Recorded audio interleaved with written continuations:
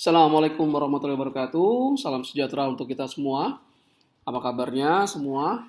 Kali ini saya Catur Sasongko akan menjelaskan tentang soal dan pembahasan terkait topik analisis titik impas produk lebih dari satu yang merupakan materi pada bab 4 dari buku Dasar-Dasar Akuntansi Manajerial yang dikarang oleh Hansen Mowen dan diterjemahkan dan diterbitkan oleh penerbit Salemba Emban Patria.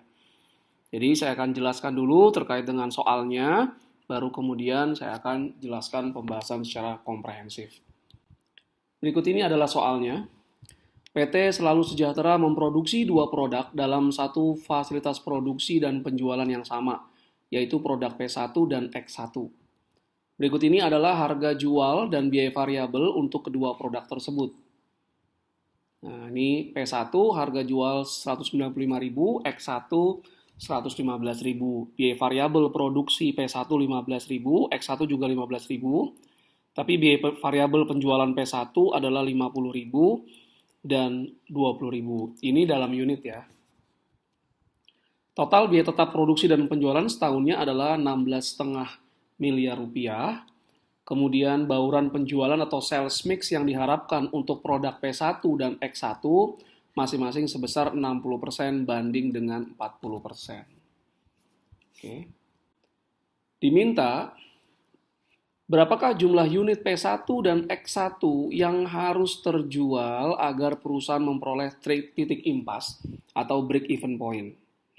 Yang kedua, jika perusahaan dapat menjual total kedua produk tersebut sebanyak 180.000 unit ya dalam 180.000 paket, berapakah laba operasi yang diperoleh perusahaan tersebut?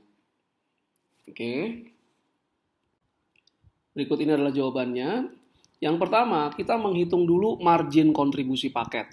Margin kontribusi paket itu adalah margin kontribusi dari setiap produk, jadi dari P1 dan X1 dikalikan dengan sales mix-nya.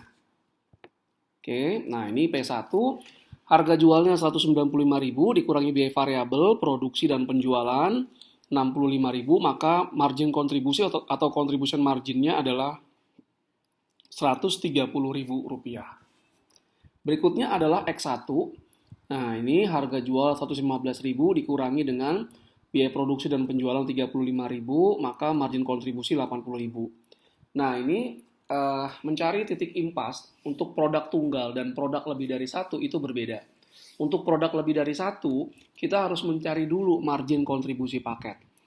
Nah, kita cari margin kontribusi masing-masing produk, baru kemudian kita cari total margin kontribusi paket. Formulanya adalah margin kontribusi P1 dikali bauran penjualan P1, ditambah margin kontribusi X1 dikali bauran penjualan X1. Kalau produknya ada 4, berarti kita tambahkan seluruh margin kontribusi setiap produk ya dikalikan dengan bauran penjualannya. Nah, ini kalau kita lihat untuk produk P1 itu 130.000. Nah, 60% dari mana?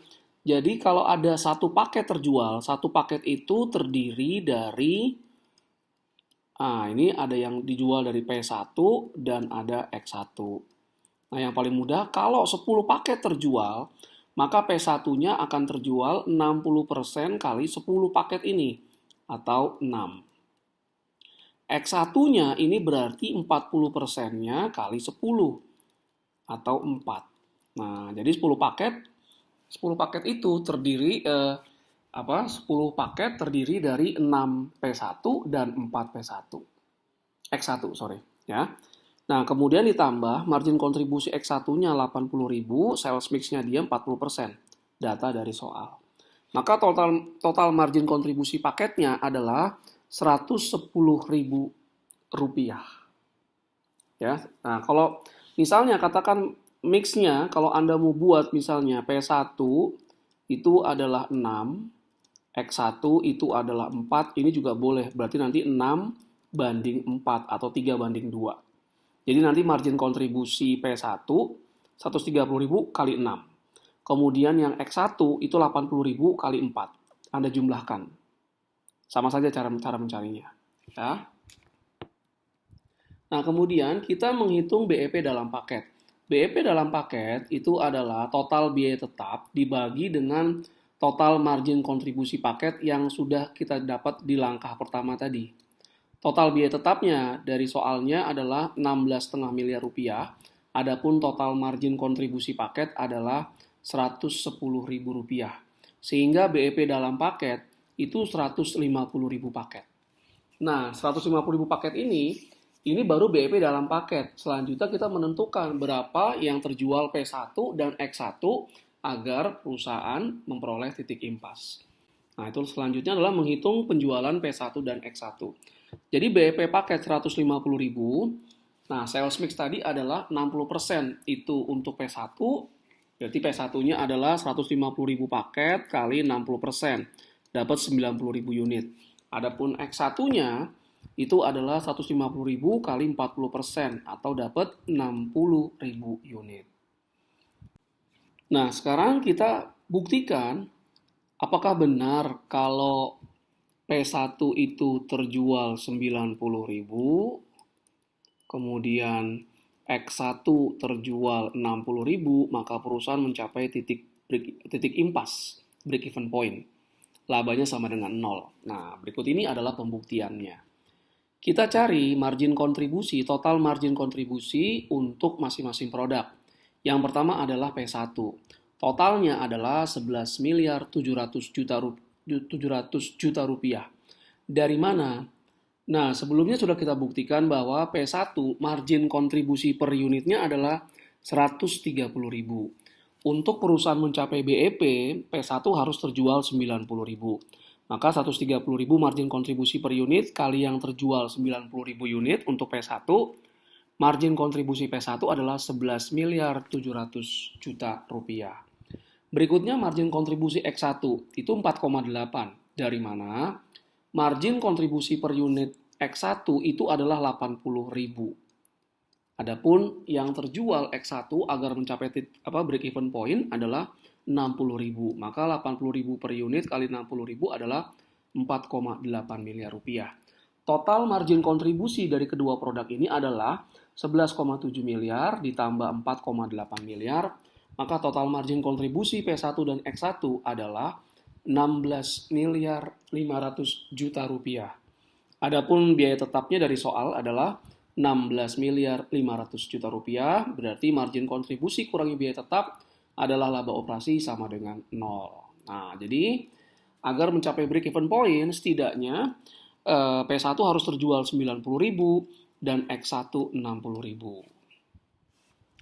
Berikutnya adalah bagaimana jika perusahaan penjualannya adalah 180.000 paket. Berapa laba operasi?